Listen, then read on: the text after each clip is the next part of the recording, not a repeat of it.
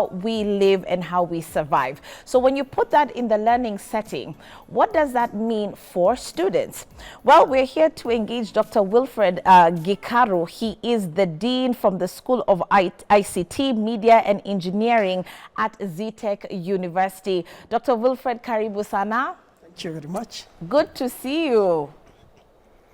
And I was just teasing you earlier that, you know, today we don't have a science-based discussion. It's not engineering this time. It's not engineering this time. No. Yeah, today now we are talking about maneno ya, you know, welfare, how we're engaging. Yeah. But I want to believe all that also ties up into one. You know, when you look at things from a holistic perspective, even if you are in the engineering department, ICT, if you will, there's still something to that individual that you're teaching. Sure. And so here comes in this discussion about wellness literacy and of course how learners are perceiving this. For you, how do you feel about how students' health physically and mentally is a very imperative component to academic success, in your opinion? Yeah, thank you very much, Chico. I think it has been almost a year. Yes, since you came. Not only in academics, Yeah. I believe anybody who needs to perform needs to be healthy. Yeah. And so that you can be able to be healthy, there are some basics that everybody needs to understand. Let me talk in the point of view for the students. Yeah. When students go to the university, they go with expectations. And those high expectations that they have cannot be achieved if the student is not healthy. So that the student can be able to perform, Yeah. and so that the student can be able to progress, Yes. they need good health. And therefore, it is imperative that students, when they're in the institution, All right. they understand the basics of how to live healthy. All right, so for those who may be wondering, okay, I don't really understand what wellness literacy is, you can give it your own spin, your own definition, Yeah. and why it's important for the learner themselves to actually invest in this type of literacy. I mean, there's so much to study in school, on campus. Even if we're talking about high schoolers or those on lower primary, there's a lot. But also trying to tell them about wellness is probably a gray area for some. So how would you define wellness literacy in your opinion? Well, wellness literacy Yeah. is just, it's literacy. It is understanding what basics that somebody needs to have so that you can navigate and have good health. All right. I saw a definition somewhere where they defined as a capacity to obtain, process, and understand the Yeah. basic health information services needed for appropriate health decisions.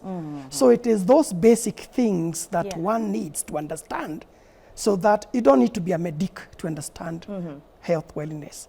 You only need to understand the basics that Right. are required Yeah. so that you can be able to understand, so that you can be able to process the basic health services. All right. Yeah.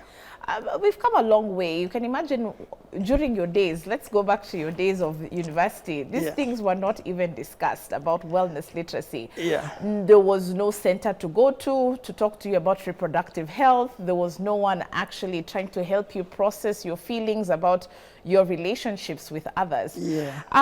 So I think, how did people navigate back in the day?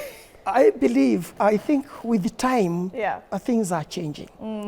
Our days, Yeah. I think we were brought up in that kind of hard kind of life that you had to navigate Yeah. through life and discover the expectations. All right. Today, I think the society, the young people are a bit soft and require a lot of handling or hand handling so that they can be able to navigate through life. All right. In our days, of course, young people always want to experiment things. And I think as we had limits of those experiments, All right. especially when it comes to life. Right. And these days, I think the problem is that they don't have that foundation, or they don't have that basis that can make them feel that this is the farthest I can go. They just go overboard. And that is why you see that sometimes things are so risky for them. Because when they experiment, by the time they realize that they are doing the wrong thing, especially when to talk about the health issues that the experiments that young people are doing, for example, the kind of influence they normally get. And the impact of the influence is not only, our influence used to be local influence, the people that we play around with. These days the influence is wide. They go to the internet, they watch videos, Facebook, everywhere, and they see something happening somewhere, they want to experiment without those limits. As our experiments were limited, and that is why we could not go overboard with such issues. Right. I mean, you either knew or you didn't know, and the ones who didn't know were very few. There were very few. You could count them with one hand. I mean, it was such a big deal. Talking about things like teenage pregnancy. I'm imagining during your day, how could that be happening? Well, that one, it's like, it's a taboo. It was a taboo? Yes. But today, because now this is now we have to talk about it. Now it's about, okay, how do you pump these young minds with the right information that they need so that they're making better decisions as they're going about their relations? Now, I think, I'm not an expert so much in that, but I believe this discussion needs to start from home. Friend, you know, it's easier to mold a child when he's younger than when that child is already a teenager.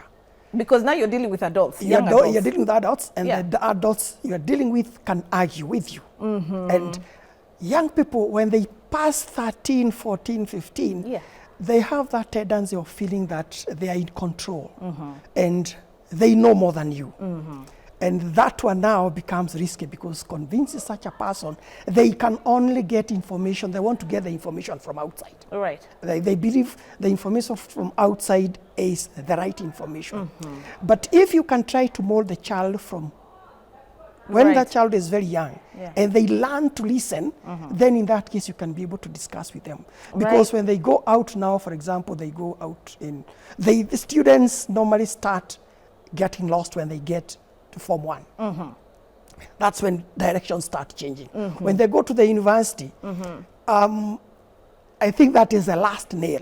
That they coffin. They'll either make it or lose it. It's true. But if we can be able to bring the children from the youngest age, 4, 5 years, by the time they are becoming teenagers, they already understand quite a number of these things, so that when they go to hearing it outside, it's not something new that they want to experiment. All right, let's just remind our viewers, by the way, that they can send in, you know, a text message if you'd like to actually contribute to this discussion. Even just weigh in and give your opinion. I like the kind of comparisons that Daktari is making from his days and what you're actually seeing on ground. I mean, it's night and day, right? Things have really evolved over the decades, and the situations that were challenging young people back in the day, 20, 30 years ago, are not the situations that learners are actually dealing with today. And so when we talk about wellness, there's so much to it, because it could be anything from mental health issues to reproductive health. I mean, talk about drug and substance abuse also that will affect someone's actually well-being or even their health. And so we want to understand what more we can do in terms of promoting wellness literacy in a learning environment and the importance of it. Okay, so at K24 TV, yet again, across those platforms, you can see our WhatsApp right there at the bottom of your screen. FYI, it's a new number, take note. We're hoping we'll hear from you. But Dr. coming back to our conversation, let's just look at how institutions have been managing the social issues and wellness of learners. I mean, there's always been a lot of focus over the years on academic performance. But if you think about it, how has this been a costly affair for learning institutions today when they overemphasize on performance in the classroom and they forget all the other stuff that this student is dealing with, how does this actually affect the institution in totality? Yeah, let me say that institutions mostly want to see academic performance. Right. But academic performance alone cannot actually create a human being. Academic performance can make that person be able to make academic decisions. But besides that, you can have somebody who is very good academically. Right. But he cannot be able to navigate through life because he doesn't have all those other things that are required to be given in the institutions. And the costly part is that you achieve, of course, you can't achieve it 100%. Right. You achieve that academic performance, but this person that you have created who is academically good may not have all that is required to use when they get out of the institution or even navigating within the institution. Right. Because once you do, when you do something today, tomorrow, the other day, it becomes monotonous and becomes boring. And especially to the youths today, you do something today, tomorrow, the other day, they get bored. Yeah. And once they get bored, even that much you are spending so that they achieve that academically, you may not actually yield the fruits. So kazi kwenu, you yes. have to figure out how to keep it interesting and safe. There are so many ways of navigating through this. What institutions have managed currently is that they have put in place counseling sessions for the students. They have put in place clinics within the institutions, but that is not enough. Okay. I believe that other than putting something that a student can refer to, it is important to have something with the student at hand that they can be able to be using. Right. With that, I mean, it is important probably to integrate this into the curriculum. I like that. I remember during when I think 95, 96, when HIV AIDS was had been discovered, it was a scarecrow. The ministry incorporated HIV and AIDS in the curriculum of the universities. I think we need to go beyond that. Instead of teaching HIV and AIDS, why don't you teach health and wellness? Instead of, because that one is part of the health and wellness, so that the students will be able to understand not only the diseases, that other things that they need to do so that they can remain healthy and so that they can be able to sustain themselves in the institution. And I love it. I love it. That is, I mean, that's great thinking, because what does it matter? And in fact, by the way, for a department like yours, I can imagine the pressure is so high. First of all, I would probably be an E student because I never did anything any good when it came to the sciences, and sciences did not like me. Let me not say I didn't like sciences. It's the sciences that did not like me. The physics did not want me. The chemistry did not want me, and neither did the biology want me. All right. But as someone who's running such a department, I understand the kind of pressure that would be there for the students, because I mean, you know, this is no joke dealing with engineering, for example. But what does it matter if someone is an A student, is extremely brilliant, innovative, but is a junkie? That is what happens. So you're back to ground zero. Yes. Yeah. Because we were only taught engineering, science, mathematics, and nothing else. Right. So when you are encountered with these other life issues, for example, even health issues, you don't know how to navigate. And you just, and there is also another problem with these scientists and engineers. They believe in themselves. Okay. Yes. Because I think it's important, like when you talk about the health wellness. Yes. We can also talk about counseling and health. So it is important, the health and wellness is important even to the engineers, so that they become open, so that they'll be able, they won't go with this is the way I know it, this is the way I'm going to do it, you cannot convince me. But once you have that basic, the foundations of the health and wellness, you'll be, and counseling, you'll be able to open up so that when somebody tells you, no, here, look, you Yeah. cannot stay in the office for that long. You need to go out, you need to go at refreshment. They'll be able to look at it positively. Right. And those are the basics and the literacies that we are actually talking about, so that everybody in all fields can be able to navigate in that. Right, Yeah. right. Especially in engineering, computing, we always have, in fact, most of the suicide cases you hear are from these engineering, sciences, these heavy courses. Really? Because they are not flexible. Right. And once they are faced with something that is difficult, they don't have a way out. Yeah. So someone is imploding Yeah. slowly by slowly. Slowly by slowly until Wow. they cannot be able to handle it no more. So we need, first of all, to train them. Yeah. That's why I was saying, let us train somebody when you are coming up. It becomes part of your system. Fantastic. Yeah. All right. Still in studio, obviously engaging Dr. Wilfred Gikaru. We are waiting for you to text in, engage us should you wish to give obviously your opinion on this particular discussion about wellness literacy and what we can do to promote it further when it comes to learning institutions. Like Dr. is saying, it's important that we start from a very delicate age, because now once you're talking about people checking into their adult years, it becomes double the task. So talk to us. We want to take a short commercial break. When we get back, there's definitely more on learners and wellness literacy on K24.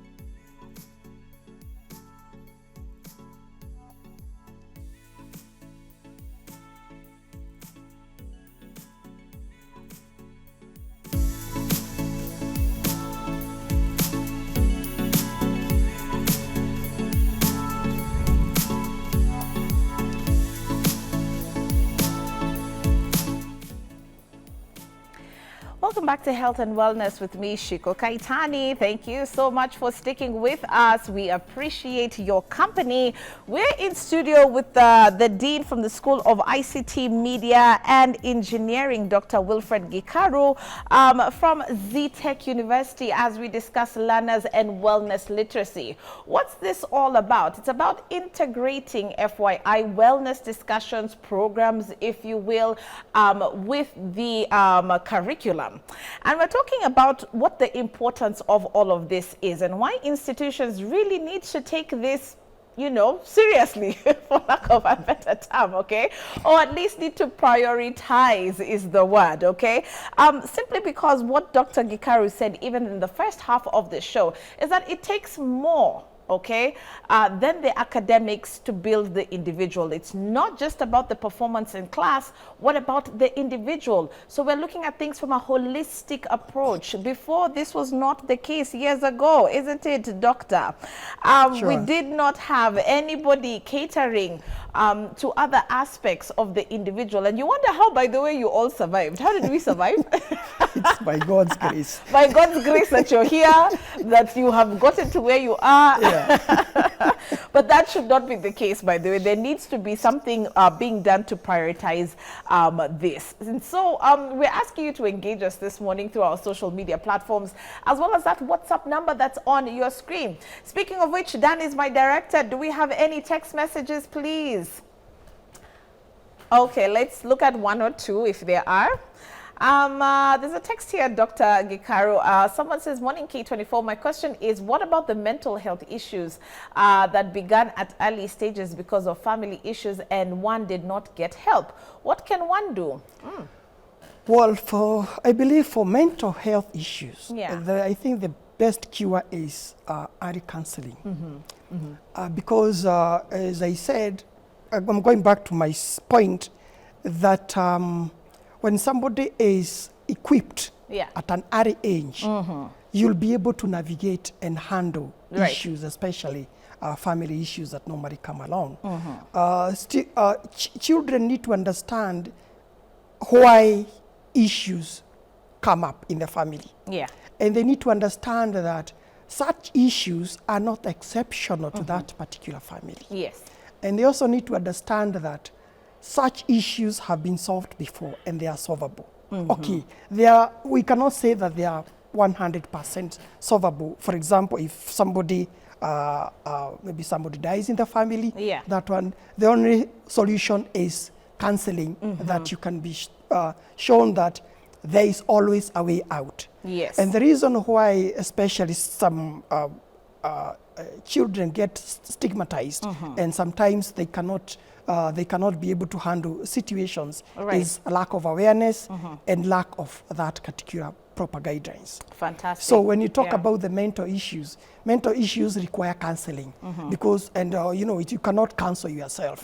And sometimes it's counseling, I believe counseling should come from outside. Yeah. It is very difficult for somebody that you are used to counsel you. So it is always better to Yeah. get help, external help when it comes to counseling. Fantastic. Speaking about some of the issues, we've highlighted mental health issues that you find quite commonly around this age bracket. But I also want to just, you know, ask you to highlight some of the things from your experience with young adults. What other issues you'd like to pinpoint that seem to be troubling them? Young people have got a range of issues that actually disturb them. Some are personal and some are environmental, Yeah. maybe situation kind of that they cannot be able to go through. Let me start with one of the basic things that trouble young people is comparison. They want to be like so-and-so, and not understanding why so-and-so is like that. So they compare themselves with that other person, and if they are not able to achieve what they perceive that person to be having, Yeah. then they're in trouble. The other thing is basically what we are talking about, lack of awareness Right. of even if that person is that way, I don't need to be like that because I even don't know how that person became that way. And there is also an issue of there is poverty. Yeah. There is poverty, especially when you look at the students that we normally have. Some students are not able to do X, Y, Z. For example, if you ask the students that they have to come with that certain equipment in school so that they can be able to do certain courses, Yeah. they are not able to afford certain equipment. There is also, it also comes with poverty, diet. Yeah. It sounds very basic, but you'll find a student in class Yeah. who is hungry. Really? Yes. And there is one time I talked to a student whom I found that there is lack of concentration. And when I called that student after the lecture, I actually found out that this student has not eaten for about 3 days. Oh my goodness. So it happens. Oh my And goodness. once somebody is hungry, of course it comes with health. The student cannot concentrate. The student even start overthinking Yeah. about the personal problems and start asking, why me, why not them, why not them, and why is it me only? Right. And that is why it is important. We need to look at ways of how we can be able to help the students navigate through their social problems, Right. navigate through their personal problems, family problems, because all those ones accumulate. Yeah. The personal problem, maybe somebody is not feeling well. There is a family problems, how I left my family, how we have a sibling who is Right. X, Y, Z. Then, of course, there is even problems where they are staying. Sometimes you find students, because they want to save a few coins, Right. they go and start sharing accommodations in a place that is not very conducive for learning environment. So all those things, and that is why I was saying it's important we have some basics Yeah. that kids needs to be taught about, especially when they go. No, there is the curriculum I've talked about that that is going to happen maybe from the young age, Yeah. but we also need to include it even when students join institutions. I think that 1 week they are normally taken around understanding what is happening in higher learning institutions. Right. We need to incorporate counseling sessions. Well, I've seen in ZTech University, I've seen when they come for the first 1 week, For orientation. during orientation, there is always that the dean of students is normally given an opportunity, Right. so that they can be they're normally put in a hall, then they can start discussing how to navigate around life in the university.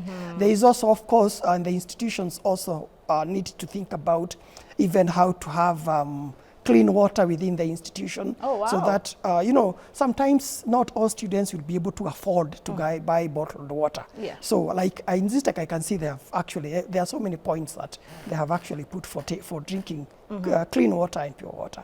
So it is important that the navigation of the students when they are in the institution, Yeah. when they are coming in, they need to be indicted into such things so that we avoid Yeah.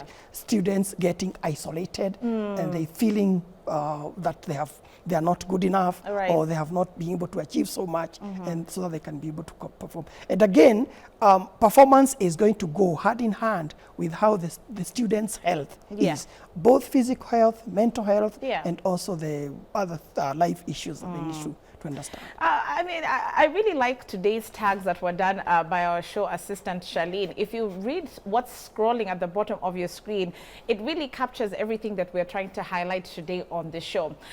Very interesting that Daktari has talked about something as simple as provision, for learners, and how this is affecting them about what they are able to get access to. Something as simple as food and water. You won't believe it, but when Michelle Obama, obviously with her husband being in office, had kickstarted a very important campaign across America, and that was on diet and talking to students across the country about what they're eating and why it's important to watch what they're eating because of the cases and increasing cases of diabetes rather and obesity. So you're seeing more and more young people dying simply because of the kind of diet that they have, and that was an issue and still is a major issue in countries like America. Let's move that now closer to home, and when we're looking at the kind of issues that we're facing, these are some of the things that need to be kind of rolled out as programs. How are we attending to the nutritional needs of learners today? How are we helping them access certain things that will obviously affect their well-being at the end of the day? And so here comes in now the other aspect, which is the risky behaviors. Let's jump into the drug and alcohol abuse. Let's talk about, people's sexual activities at that particular age. I mean, it's all rolled into one. Sure. And this is something, unfortunately, you can't get away from with young adults. It's something that is real. It's something that is troubling everybody. I think it's the time we stop shying away from it. Kids, especially that age, they want to be identified. And one of the ways of being identified is by getting themselves involved in things that they'll make somebody point a finger at them and try and actually see how good they are. And it goes two ways. The youths will get into, for example, drugs because of influence or because maybe there's some kind of something that is troubling them, they want to forget. Right. So they can go into drinking a lot, taking narcotic, all this kind of stuff to get away. They think that once they take these, they are going to forget. Right. And they are going to, not remembering that they are just going to forget, but the problem is still there. So that's when now we need those counseling sessions. Right. And again, as they grow with that, what I was talking about, incorporating into the academics, they need, once they are aware of such things do happen, and this is how these things normally end up. So even if there is peer pressure or there is influence, there is that something at the back of their minds that is telling them that I go into this, these are the consequences. Right. So that is why I was saying it is very, very important to incorporate such things in the curriculum. Now, there is also this other, for example, the sexual behavior of the young people. The problem actually is with us. We don't talk about it early enough. And when they come to it, they want to experiment and see what is this that has been hidden from us. And that is what they want to discover. Right. During that discovery, they actually, something, when we're used to discussing something and somebody comes and brings it about, to you that is just normal. Right. You just don't even bother so much. But something that you've not actually known about it, and somebody comes and tells you how good this thing is, a young person will jump into it. Right. And that is how they get into such such problems. So I think what we need to do, the solution to that is early awareness about when they start engaging in sexual behaviors, what are the consequences? Not only theoretical consequences, examples of what is likely to happen. It has happened, and you don't want to be a victim of that. And I normally tell my students that such issues, when you go, for example, to college, college, you're going to be there between maybe 3-4 years. Right, correct. In your lifetime, what is 3 years? Nothing. It is a very short period of time that you need to concentrate on something that is going to help you in future. Correct. After you get out of campus, all those things you are going to do them, and you are going to do them responsibly, But and you are not going to be at risk. Right. So why don't you just close these 3-4 years? Yeah, wrap it up. Wrap it up, Yeah. being as responsible as you can, and after that, because once you go out, you are more informed. All right. So whatever you are jumping into, you already know what the consequences are going to be. But when you are a teenager between 12 and 16, I think that age, it's good to be very careful. Listen to what you are being told. Yeah. Try to follow that. By the time you get to 19, 20 years, Yeah. you already know what is going on at that time. You'll do all those things that Yeah. you wanted to do. How then, because you're here representing those who are in the education, can I call it sector? Yeah, education sector. And even if you're dealing with an institution of higher learning, I want to believe that in some shape or form, those who are dealing even with younger minds in high school, those who are in primary are borrowing a leaf from this. And so when we talk about counseling services and integrating clinical services as well on campus in different schools, what is your recommendation to those who are running these setups or centers? Because one thing that you'll realize that young people or learners will tell you, it's not about what you're saying, it's how you're saying it.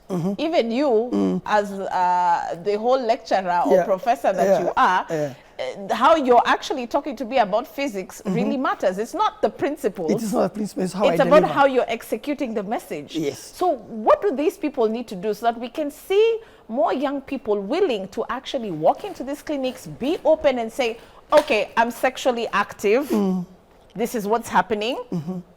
Help me out now. And find like a friend, a peer in these people. Yes, I think one of the things that I've actually even seen being implemented, like in ZTech, is that if you want to reach the young person, use another young person to reach that young person. Oh, nice. Yes. So peer to So peer. it's peer counseling. So if it is peer to peer, identify a group of people, a group of students. Yes. Who, there are students who are open and there are some who are reserved. Yes. If you can be able to identify these ones that are open, bring them close, Yeah. guide them how they can be able to guide the others. And also make them understand that Yeah. you don't go to the clinic because you are sick. You don't go to the counseling because you are having a mental challenge. Yeah. You go there not only because of, sometimes you go to navigate and understand what is going on. Sometimes you go there to understand yourself. Yeah. Sometimes you might even go to the clinic because you feel that maybe you're having some pain somewhere that may not even be related to something that you are thinking. Right. So it is important, first of all, encourage them, let them understand what this clinic is for, what this counseling office is for, Yeah. and make them understand that this is a close place that you can be able to go anytime Right. without thinking of what the others are going to say about you. I like that. And I like the peer-to-peer Yes, kind of and concept. so that peer-to-peer, it will make now that one, you see, it's like it's propagation that you use 2, Yes. they reach 4, those 4 reach 8, All right. and then the whole, you'll be able to cover the institution. So I think it's good to identify, because in every society, Yeah. there are those kids that are open, there Yeah. are those kids who can be able to talk to you, Yeah. and those definitely will be able to talk to the others. Right. And Yeah. it's a skill or it's a God-given talent that Yeah, they have, sure, you know. it is. Those are the ones who end up becoming student leaders, Yes, running those are the- clubs yeah, and what have you. exactly. So it's great. I like that concept, you know. So investing in other students to help other To students. help So students. it's for you to identify the ones who have that capacity, in and them. the skill, yeah. All right, let's look at this text message, Dr. Gikaru. Someone here from Kisumu, Evans, it is. Thanks so much for watching and for texting in. You go on to say that peer influence and bad company is the most dangerous aspect that causes wellness of our children. Some might have to go with their tutor for marks, and we also request Wababa, Mama Waharia and Waheshimiwa to leave our children alone. I love it. That's nice. I love it. Interesting, yeah. But do you relate with what Evans is actually talking about? Yes. What Yeah. I'm saying, peer pressure Yeah. affects students or children that are exposed and that have got a kind, still don't know. And peer pressure comes to fill in that gap. Right. But if you come up with your child, making them aware of such groups, Correct. making them aware of what, or learn how to be able to not avoid such groups, but how to navigate through such groups. I like it, because yeah. they'll always be there. So if they're aware that I get into these, these are the consequences, they'll not get in. All right. The peer pressure is not going to affect them. I love but it, if they are not aware about it, this peer pressure is normally very sweet, and it attracts these young people, Yeah. and they'll be able to be trapped into that peer pressure, and they move with the current. Right. But if they actually are, they are aware about these peer pressure groups, they are aware of other better groups that can be able to help them navigate through, Yeah. then they'll be able to be safe. Yeah. Fantastic. At this particular point, as we say, Kwaheri, you can also tell us about some of the ways that your institution is promoting wellness literacy. What are you doing for students so that you're actually targeting these other aspects to the learner? And you can also talk about the impact, how this has helped shape them Yeah. for success. Yeah, one of the issues that I've discussed, I've actually Yeah. borrowed from what I've seen happening, like that one of peer peer. counseling or peer-to-peer counseling. That is something that is very practical Oh, at nice. ZTech University. Recently, we have launched a way of handling students in class. That is, we've requested that the members of staff to be having groups of students that they can be able to be counseling. And this one, we have found it more effective when it is proactive. Yeah. That is, even when we are teaching, we normally recommend lecturers to take the first maybe 5 to 10 minutes of discussing general things with students. Nice. So that we can be able to understand. And you know, those 5 minutes are, the students have just come into the class. By the time, you know, you take a few minutes to settle. Yeah, it's a great Make use icebreaker. of those 5 Yeah. minutes of settling to talk to the students. Right. So that you can identify what they are going through, how are you in the hostels, where Yeah. do you live, such like things. Nice. And now that one makes the students, they even feel that Yeah. the institution is caring That's the thing. to their students. I love So it, that yeah. is something that we are actually, we started with assigning groups of, for example, saying you are in charge of this particular cohort, you are in charge of this particular cohort, but that one does not give feedback on time, and you cannot be able to see that contact that we're talking about.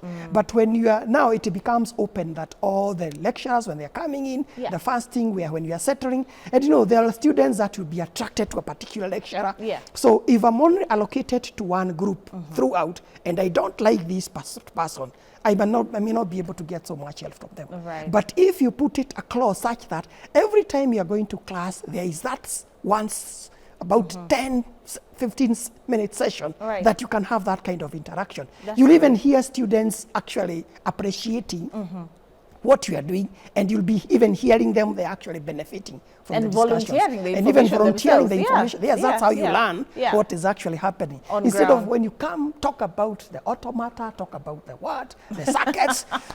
Okay, we are here to learn. Right. But I think it's important that Right. we incorporate those few minutes before you start the lesson, which I've actually seen happening Yeah. at ZTech University. Thank you so much, Dr. Wilfred Gikaru. I think I've really enjoyed this conversation, and I love it because, you know, when you're talking about capacity building, you're talking about helping individuals discover themselves and just be better, you know, and happier. Those are the kind of conversations that keep me ticking. And I want to thank you for making time this morning. It's always great to have our friends from ZTech University taking on conversations that are affecting the youth and also matters education. Please pass our greetings to everyone at ZTech, tutawatembelea, and even to the students. Wasalimie sana. Yes. All right, thank you so much for joining us this morning. morning on health and wellness. We hope this particular discussion challenges you in some shape or form, especially when you're dealing with, those who are in this particular age bracket. And if you're thinking about mentorship, you're thinking about what kind of programs to start even in your community, this is key about wellness literacy. The message, as Evans from Kisumu gave out to the Wababas, Auntie Waharia, tafadhali, leave our children alone so that they can actually learn in peace, okay? Thank you so much for the text messages. We're going to leave it there. And of course, we're going to hand over to Interactive. That's coming up next, okay? It's all about what's trending on social media. Engage them as at K24 TV. My name is Shiko Kaitani, wishing you a great day up ahead. Bye-bye.